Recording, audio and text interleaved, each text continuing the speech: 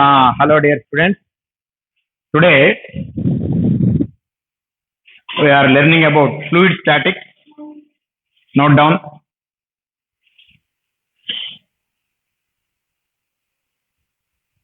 Fluid statics.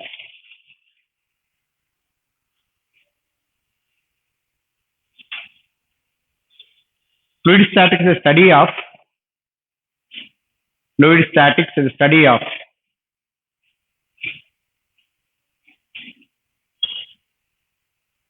liquid at rest with respect to vessel. That means vessel can move. Vessel can have acceleration. Vessel can have velocity. Within the liquid, within the vessel, liquid cannot have acceleration or velocity or displacement. Like with respect to vessel, it should be at rest. Now, before going to the fluid statics, we have to revise a small concept like what is meant by density. Suppose you take a liquid, you consider a small liquid element of volume dV. Then the density rho is defined as limit delta V tends to 0, delta M by delta V, that is equal to dm by d. That means you take a very small element, you should measure the volume of it, and limit delta V tends to 0, delta M by delta V is equal to dm by d.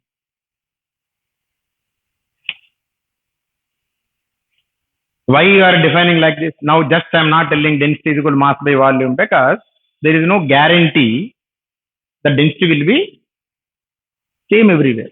Suppose you take Pacific Ocean, I heard, I didn't go, that some places the depth is more than Everest. So when that type of depth is there, 11 kilometers, 12 kilometers depth is there, some called Mariana Trench or something like that, depth is there, then the lower layer of the, suppose let us consider the bottommost layer of the sea, will have more density or not? Because of so many layers are crushing it, it may have more density. Similarly, in the normal liquid also, little bit more density, little bit less density, it may have. But generally, we will consider the normal cases, liquid density is same. That is why generally we will call mass by volume. But in a more precise way, at every place density can change. Next, another concept which you have to remember is pressure. Pressure is defined as the dF perpendicular by dS. What is dF perpendicular? The component of force which is acting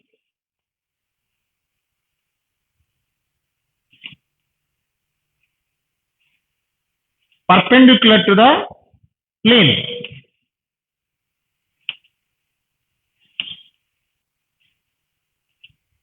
of area or parallel to the area vector.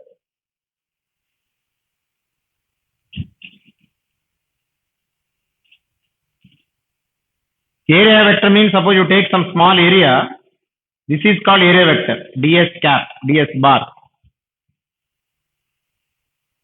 Mathematically, normal area is a scalar, no? So mathematically, for physics purposes, you define area is a vector and assigned it a direction of like this. Some vectors you don't need for us to assign. Suppose a bus is going from Trivandrum to Bangalore. It is going from Trivandrum to Bangalore. We can't assign direction from Trivandrum to Delhi, because it is really going from Trivandrum to Bangalore. They are real vectors. Some vectors like we assign direction, like that area vector is perpendicular to the area, that is ds bar. So, if suppose a force acting like this is the perpendicular component to the area, and this is the parallel component to the area, and the perpendicular component of the area is parallel to the area vector. Understood? So in this case, D perpendicular by ds. Suppose if I go like this, there will not be any pressure on the board. But if I go like this, there will be pressure on the board. That means only a perpendicular force can exert pressure. It's about pressure. Right. Now, variation of pressure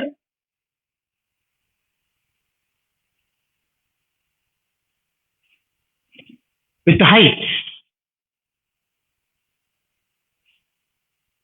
Suppose you consider a vessel. The vessel is x-axis, this y-axis, liquid. We consider a small cylindrical region in the liquid. Is in equilibrium or not? Now, suppose it is moving with acceleration a. Is in equilibrium?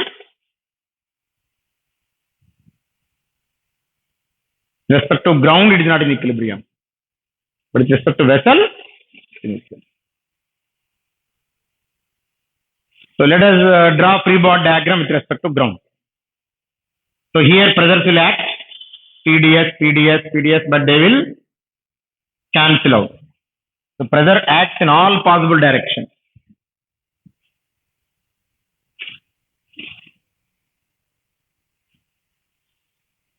They will be different also. P1, P2, P3, P4, like. They don't need that pressure should be same in all directions. Now horizontal, there is no acceleration. So horizontally the pressure should be equal. Vertically, let us suppose here pressure is P2, here pressure is P1, height Y1 and height Y2. Now P2 ds is the force acting from top, P1 ds is the force acting from the bottom. Just writing P with arrow is a mistake actually, but generally you will write because pressure is not a vector. You cannot assign arrow for that. It is neither scalar also. Pressure does not come under the category of vectors also, under the category of scalars also. But as far as our intermediate syllabus is concerned, we will multiply with ds, then it will become force. So for forces you can write arrow. Sometimes generally you will write like it's not a grave mistake, generally just okay like this. Now another force which I forgot. Mass. Now I'll write F is equal to mE. Because it's going upwards, P1 ds should dominate or not. So P1 ds minus P2 ds minus dmg is equal to dma.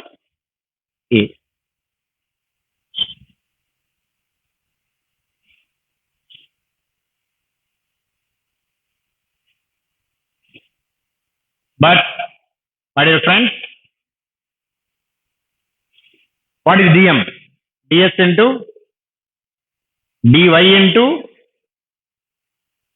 height difference. ds into dy, what you will get? Volume. Area of cross section to height of the cylinder into density. Mass into g plus a. Cancel. P1 minus P2 is minus dP. Because in real life, change means sometimes we will make from final to initial, sometimes we will make from initial to final, depending upon which is bigger. And physics is not. Physics change means always final minus initial. So minus dP is equal to dy into rho into g plus a. So dP by dy minus rho into g plus.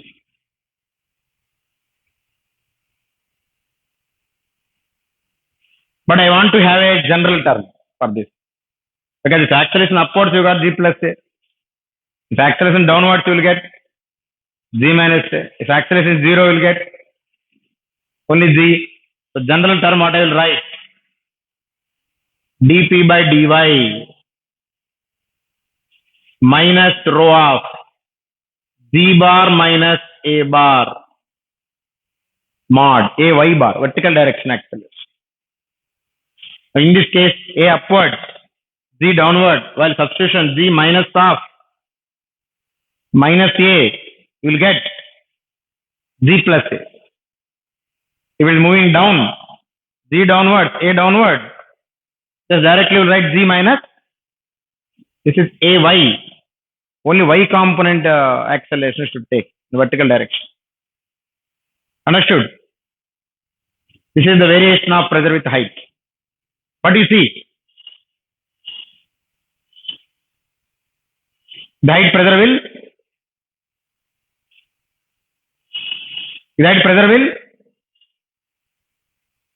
decreases. dp by dy is negative means what? The height pressure will decrease. What happens if a is equal to z? It is moving upwards, a is equal to z. Moving downwards, a is equal to z. 0. That means for a freely falling liquid, there is no pressure difference. When a is equal to z means what? It is a freely falling acceleration. But in moving upwards, if even if a is equal to z also, there is a pressure difference. Note down.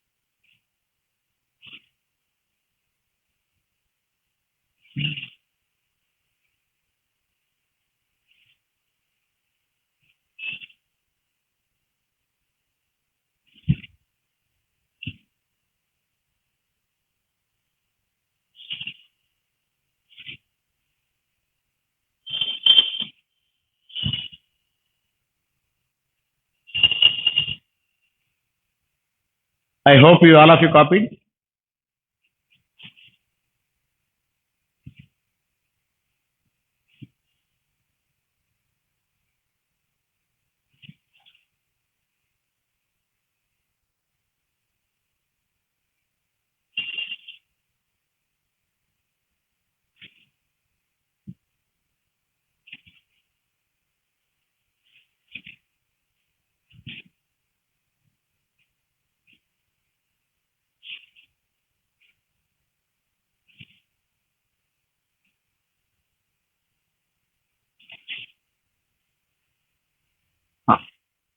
Now variation of pressure with length.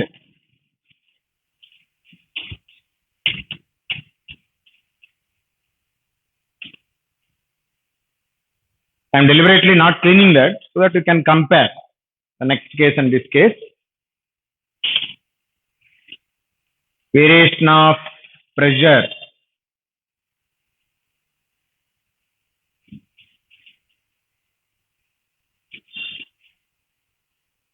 length.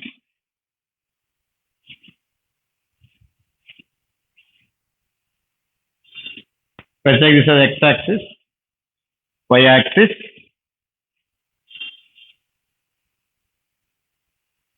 When the vessel is accelerating, obviously left side should have more force, right? When I'm pushing, you take this chair. If the chair is moving right side, means force is more left side or right side? Left side, no? Left side of the chair. Force is right side only. If the left side of the chair is more force and right side less force, then only it will move, na? Understood? That means in these areas, pressure should be more. Because this pressure has to push complete liquid right side. Here pressure will be less, little bit. Because it has to push only half of the water. Here pressure is further less, this much of water. Here pressure further less. Like that pressure gradually decreases.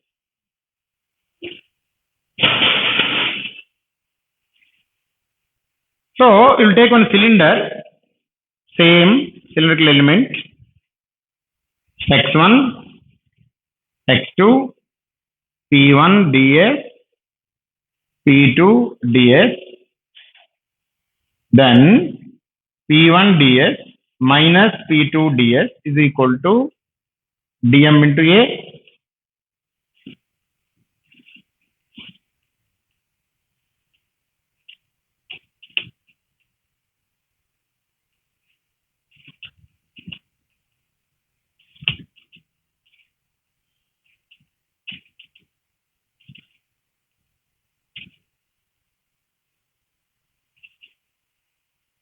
Same. There, this will call as sometimes effective acceleration. And also call it as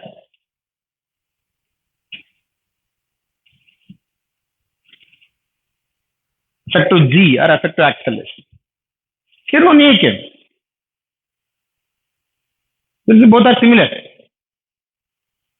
dq by dx is equal to minus rho A.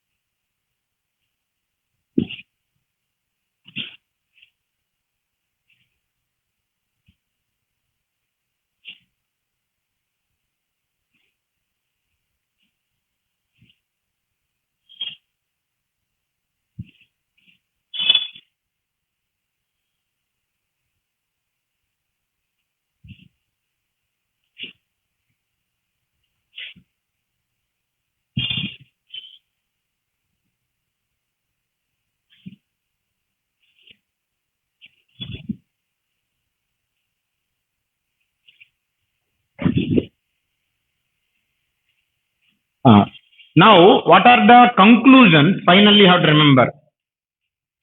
There is no need to do the problem by differential element or normal problems in intermediate. Okay, plus 2 level. There is no need to use this one exactly like that, but the conclusions will use again and again and again. What are the conclusions? Suppose you consider P1 here, P2 here. What you got? Minus dP. That means P1 minus P2 is equal to minus rho. Let us consider A is equal to 0. Then what will get? Rho G into dy. dy means what? H. dP by dy minus rho G, no? If A is 0. So dP is equal to minus rho G dy.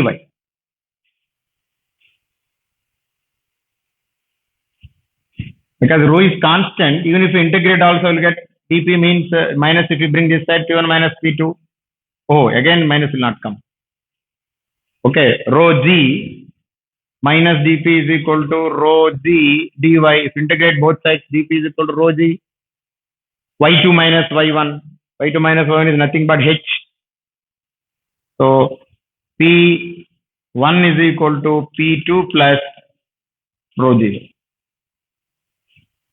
It means the pressure at this point is more by pressure at this point by a value of rho G H.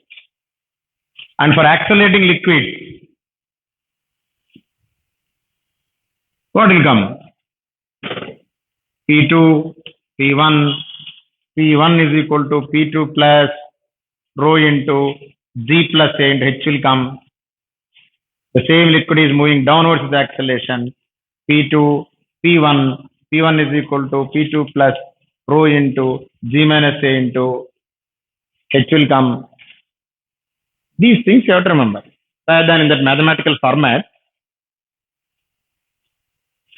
Sir, when that mathematical format is important, maybe at advanced level, they may give variation of height is rho naught plus some kx, something like that.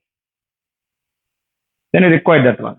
So dP is equal to minus rho naught plus kx g dx or ky, let us say dy. Then to find the pressure differences, integral dP P1 to P2 is equal to minus integral rho naught plus ky g dy y1 to y2. In those cases, where the density is changing from point to point and where they have given a function, obviously they have to give some function, how the density is varying. Okay. Like you have to use this one. dP by dy is equal to minus rho G, right? Understood?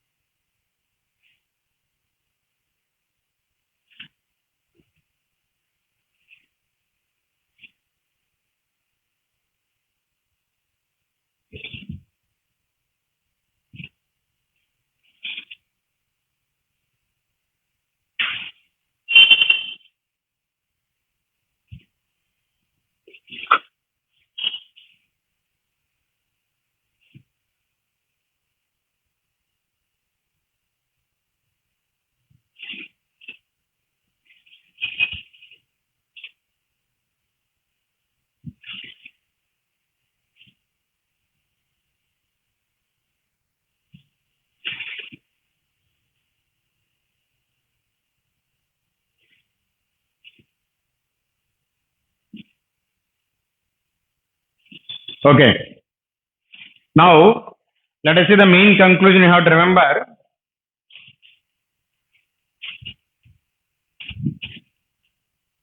For horizontal acceleration vessel.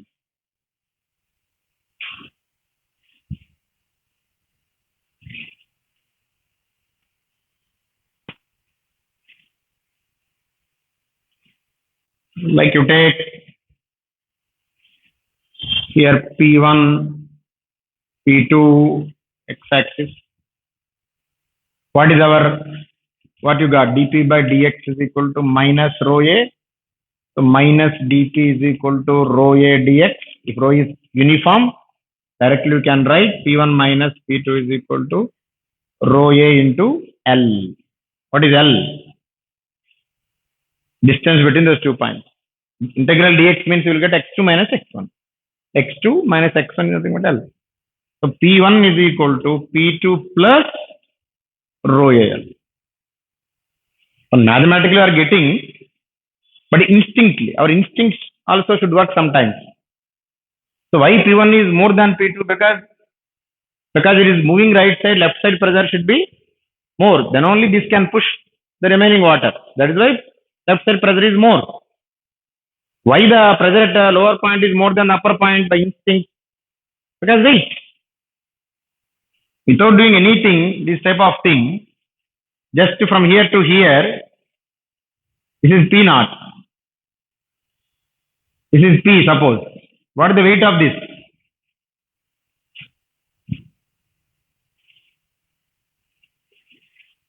P dx should balance P naught dx plus weight of this liquid column. What is the weight of the liquid column? Mass. dx, h, rho, no.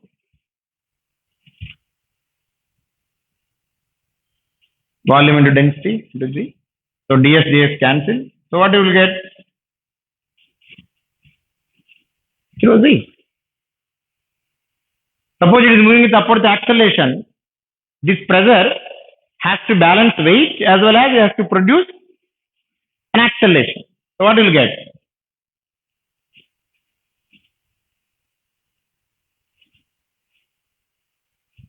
It has to balance weight and extra it has to produce acceleration. So this is instinctively you can easily tell why the pressure at lowest point should be more. Here also instinctively, in the place of h you have taken L in the place of acceleration. So P1 is equal to P2 plus rho L. But here another thing also important. The acceleration is 0. There is no pressure difference in horizontally, the same height, because P1, P2 are same. Even though you consider a situation where liquid is moving up with an acceleration, then you consider two horizontal points.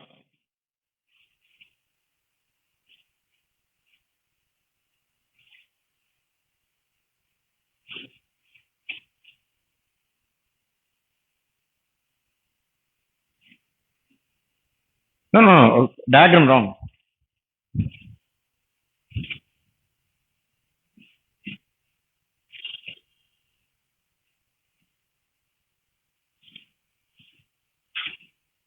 Then also P1 is equal to P2. In this case, if you take 2 points which are different in height, then like this you will get, if there is no acceleration, P naught plus rho g h, otherwise some extra also will get G plus A, like that. Note down.